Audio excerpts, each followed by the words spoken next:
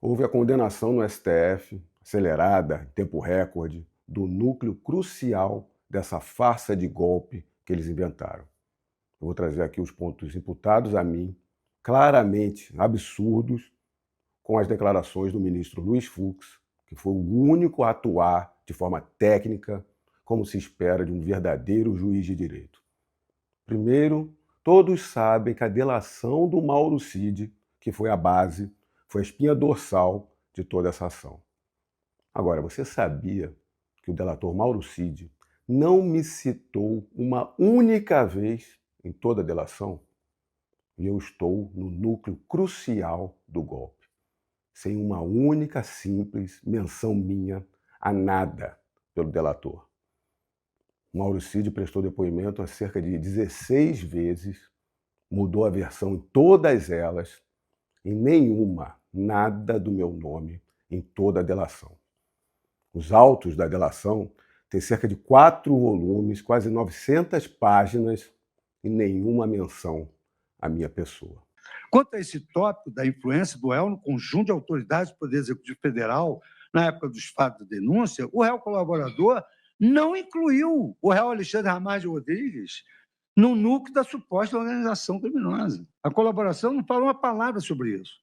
Em seu interrogatório, o colaborador Mauro Cid, uma vez indagado especificamente sobre o perfil do réu Alexandre Ramagem no enquadramento de personalidades que havia feito, assim responde: réu Mauro Cid, sim senhor, tinham dos mais conservadores aos mais radicais.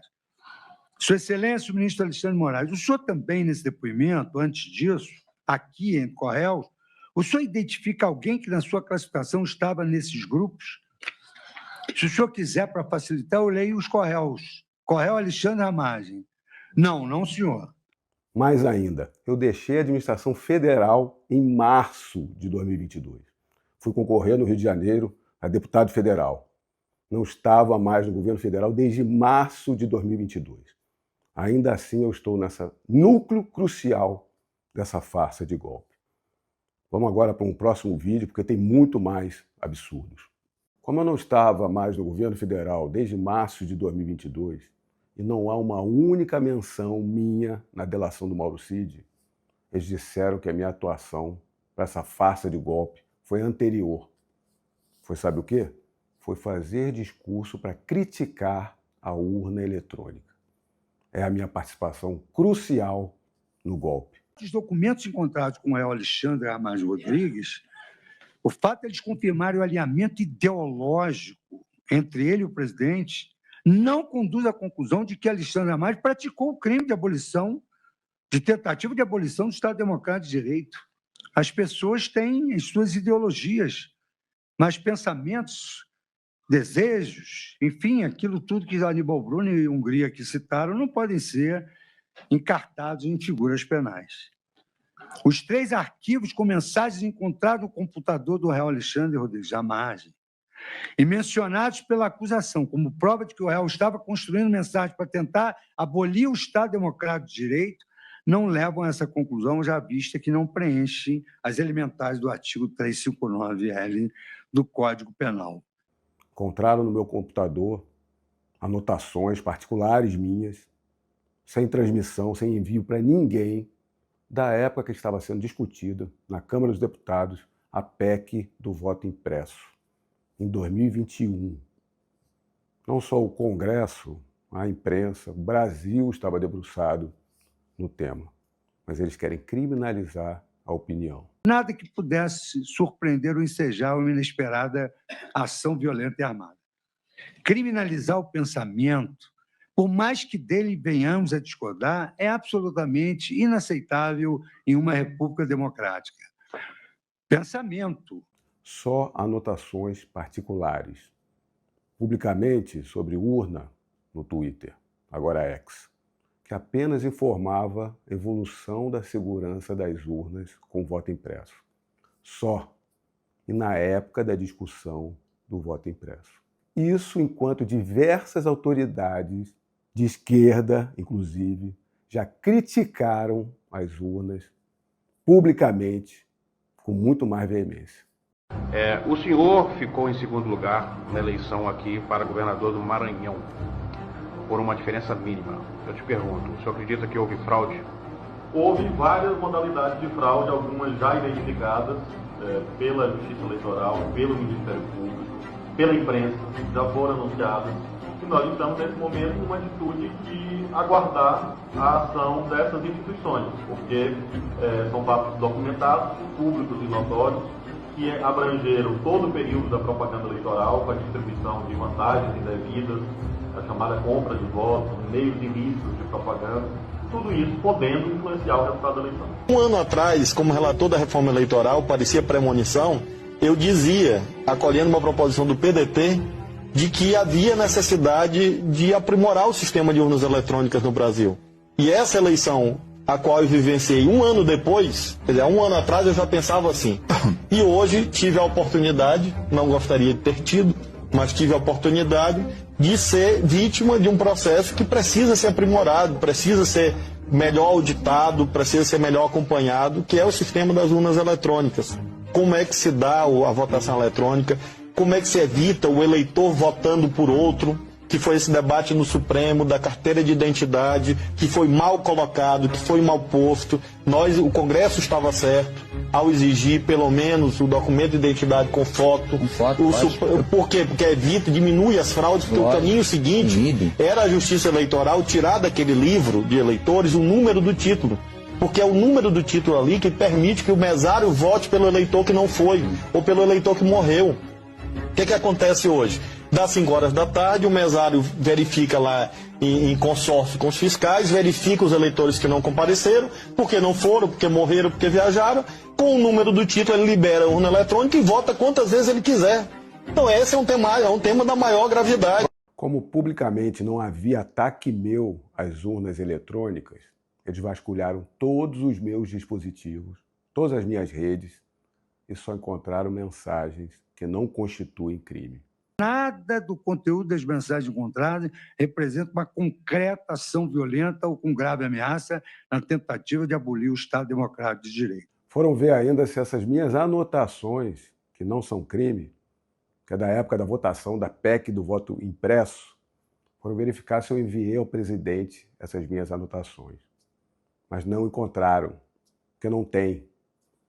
Eles encontraram uma única mensagem de envio para o presidente sobre urna. Está nos autos como uma única prova contra mim. O resto é especulação. Você sabe que prova é essa? É o envio por WhatsApp que eu fiz ao presidente de um vídeo de uma audiência no Supremo Tribunal Federal. É um vídeo da apresentação do advogado da Associação de Peritos Criminais sobre o teste público de segurança das urnas. Isso em uma audiência no plenário do STF perante os próprios ministros do Supremo. É crime repassar um vídeo de uma audiência no próprio STF? Um vídeo que está público no YouTube? Falo em nome do Sindicato Nacional dos Peritos Criminais Federais. A pertinência temática de nossa intervenção vem da Resolução 23.550, editada pelo TSE, que indica quais são as instituições competentes a participar do processo antecipado de fiscalização e auditoria dos programas de computador que compõem a urna. Dentre essas instituições está o Supremo Tribunal Federal e também está o Departamento de Polícia Federal, dentro do qual os peritos criminais federais com especialização em informática são aqueles que têm habilidade para interferir. E o fizeram. Participaram do teste público de segurança do sistema eletrônico de votação. Teste esse que foi composto, talvez, pelos maiores nomes da computação do Brasil. E o resultado foi que esses profissionais conseguiram, sim, encontrar diversos vícios, diversas falhas no sistema eletrônico de votação.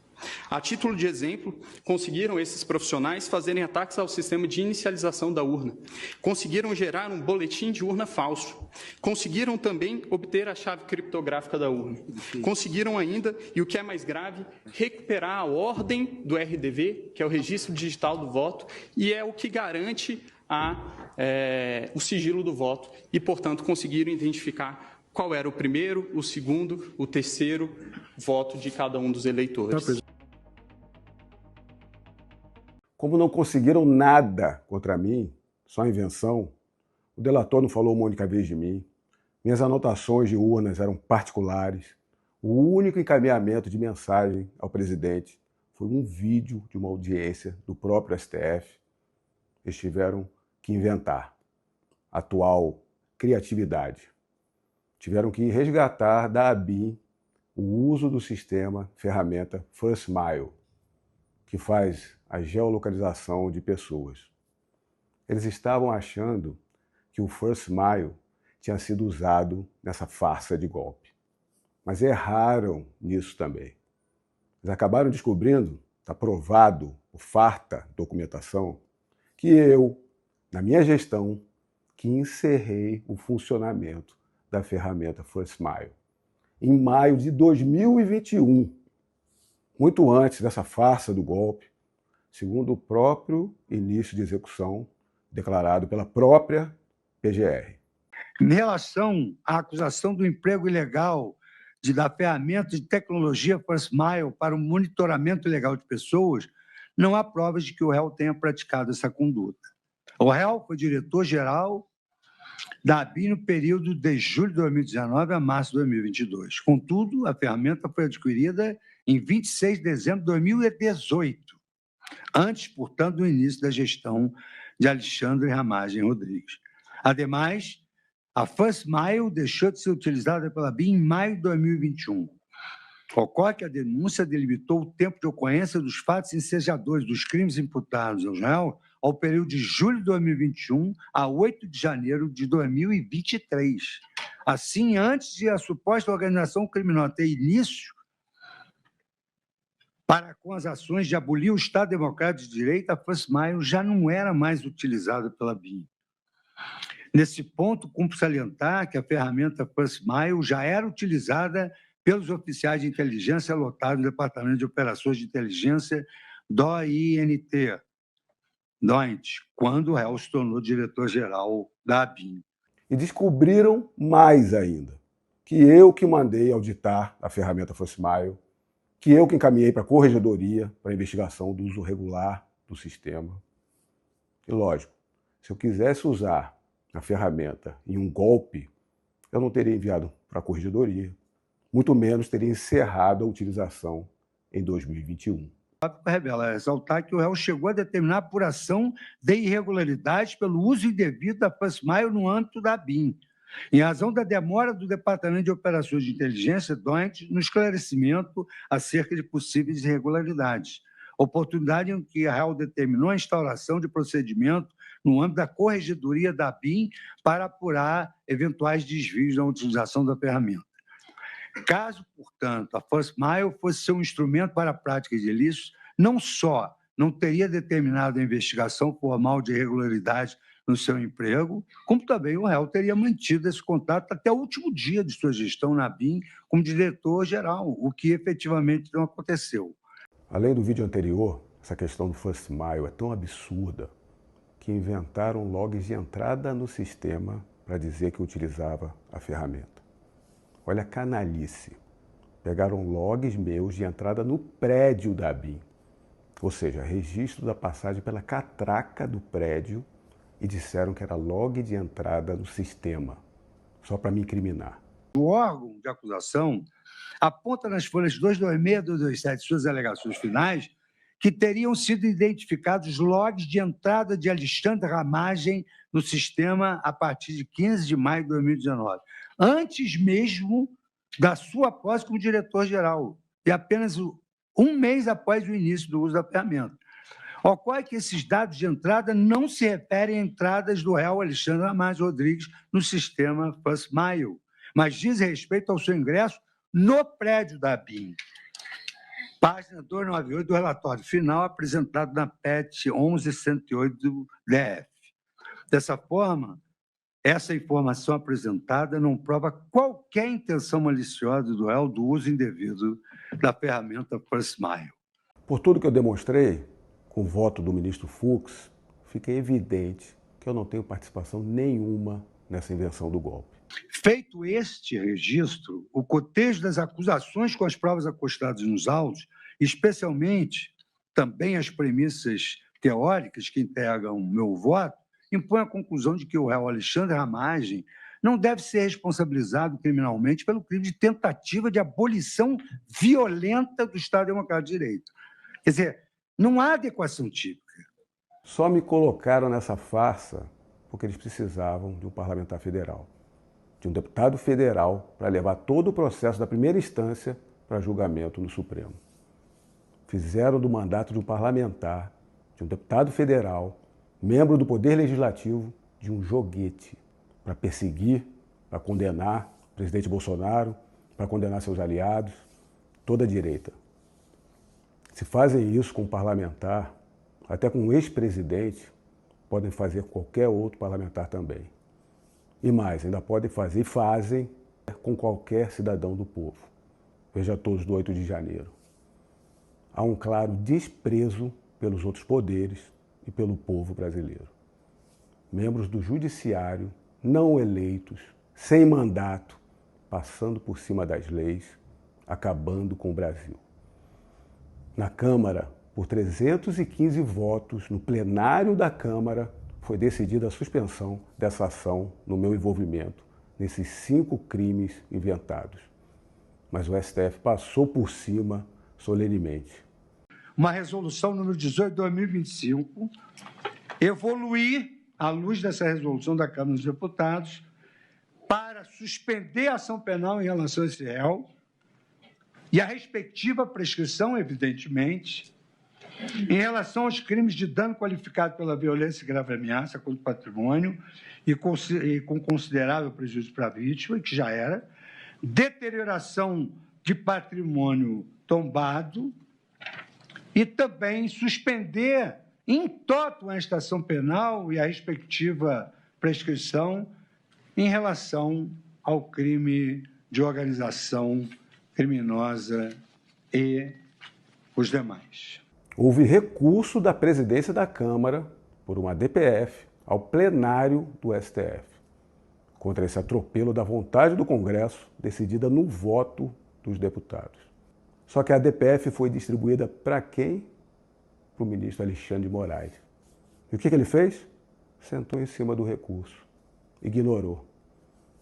São esses os exemplos diários de um poder absoluto, sem controle, autoritário, perseguidor no judiciário.